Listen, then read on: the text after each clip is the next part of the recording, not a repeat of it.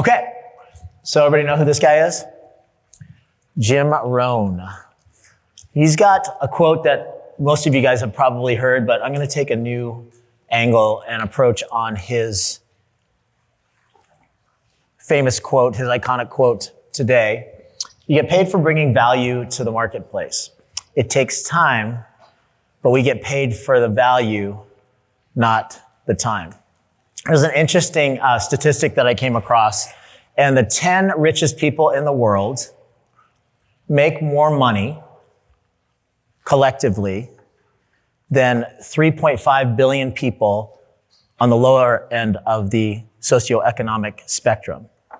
So if you think about, and I wrote it down because I thought it was very interesting, if you think about the time for 10 people, you're talking about, let's see if I can find this. This is very, very interesting.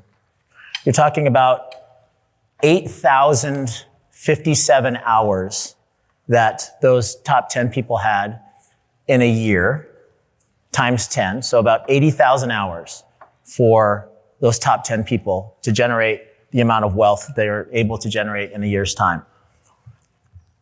For 3.5 billion people, the same number of hours is 3.05 times 10 to the 14th, right? So you're looking at a really, really big number.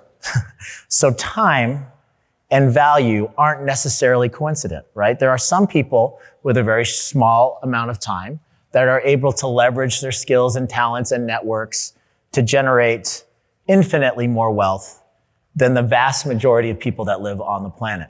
So I want you to keep that statistic in mind and that whole idea in mind that you don't get paid for the time that you put into something.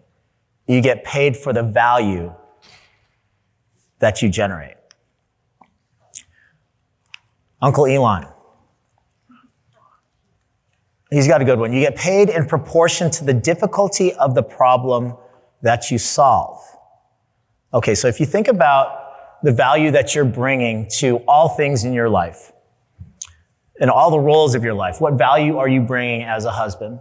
What value are you bringing as a spouse in general? What value are you bringing as a parent? What value are you bringing as a boss? What value are you bringing as a business owner? What value are you bringing to the community? What value are you bringing to the overall world? Why is it that there's some people in this room that charge $2,000 for a crown and take no insurance and are booked out for the next 8 months? Well, there's other people in this room in similar demographics perhaps, or maybe radically different demographics, it doesn't really matter, that accept all PPO insurance, that have been open for the same length of time, that could get a patient in the next 4 weeks. And there's holes in their schedule. You scratch your head and say, what is the difference between those two scenarios? Is it the individual? Is it their staff? Is it their office manager?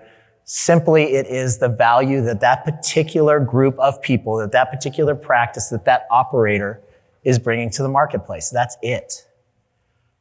So if you could break it down into small component parts, everything matters. Where is that particular person adding value where you are not?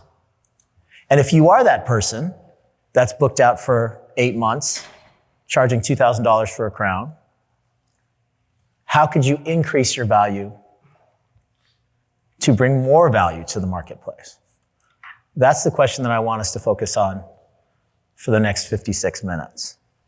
So I'm going to turn these two quotes on their head just a little bit. So here they are side by side. You get paid for bringing value to the marketplace. It takes time, but you get paid for the value, not the time. That's Jim Rohn. You get paid in proportion to the difficulty of problem that you solve. That's Uncle Elon. Let's change the word paid to rewarded.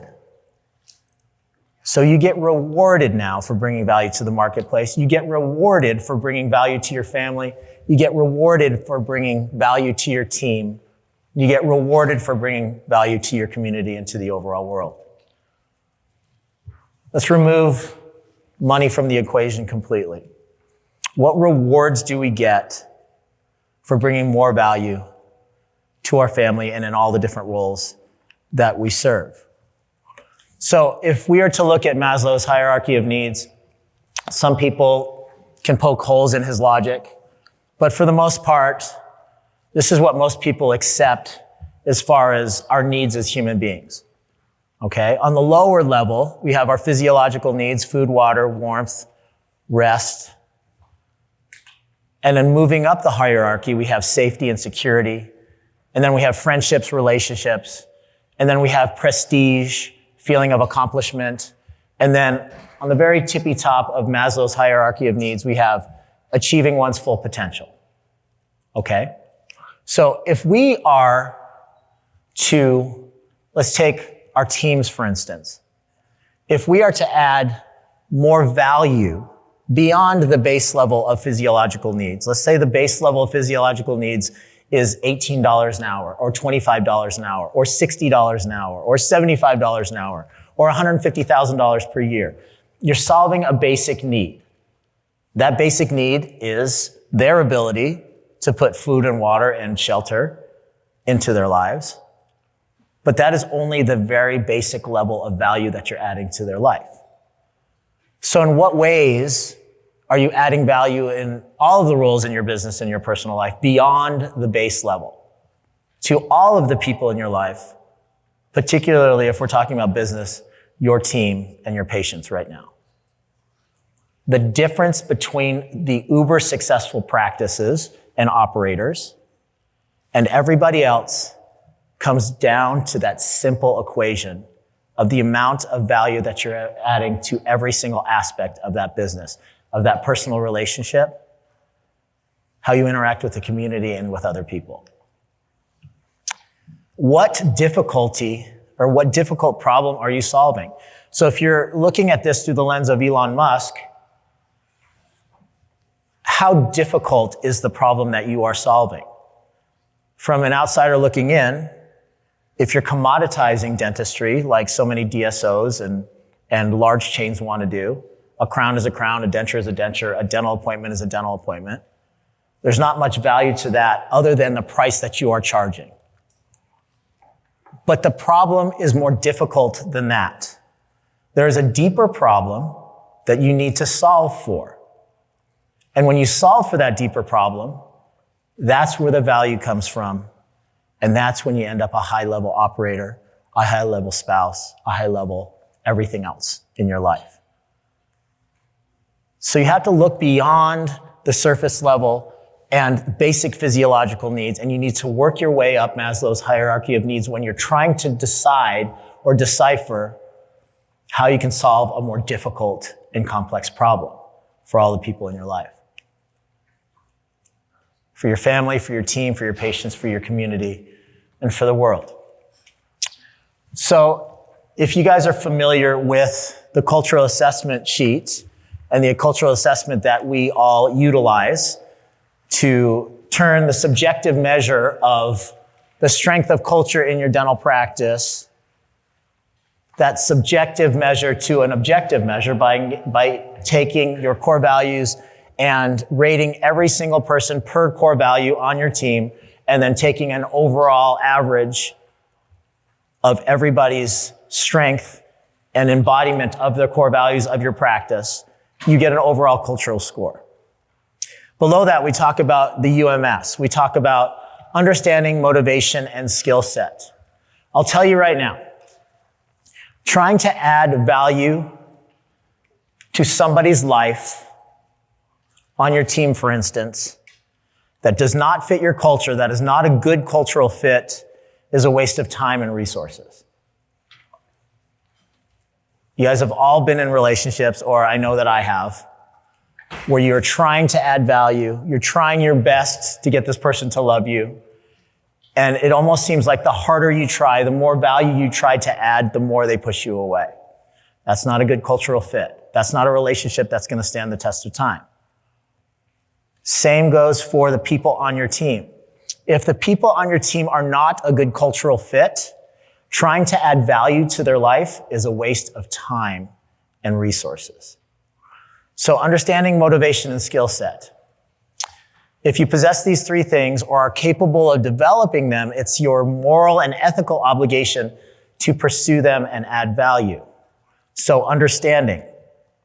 We're talking about our dental teams now, okay? We can extend this to all roles that you play in your life, but we'll talk about our dental teams for right now.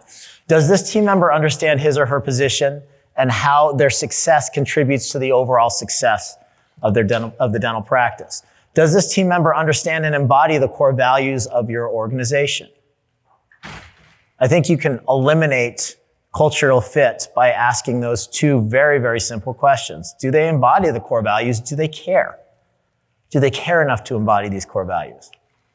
Is this team member motivated to reach his or her full potential and do whatever it takes to help the practice do the same? And skill set. Does this team member possess the skill set to produce exceptional results in his or her position? If yes, are exceptional results currently being produced? And if no, does this team member have the potential or capacity to develop the necessary skill set? All right, so skill set. Let's focus on that just for a little bit. Are exceptional results currently being achieved? If the answer is no, but your answer is yes to understanding and motivation, then who does that fall on? That falls on you as a leader. If the skill set is not yet there, but they understand and they're motivated, that's on you. I love this person as a human. We've done XYZ. We've been training on how to trim temporaries for the last year and a half, and she just doesn't get it. She's motivated to learn. She's the nicest person in the world. She understands what success looks like when she's trimming this temporary. I just can't get her to do it. That's on you as a leader. That's on you as a leader to either A, find a different way to train her up in the silly example, or B, put her in a different seat on the bus. But continuing to try to do the same thing over and over again and putting her through the same training on how to trim that damn temporary in less than 5 minutes and it still takes her 35 and it looks like a potato, you are at fault, not this particular person. All right?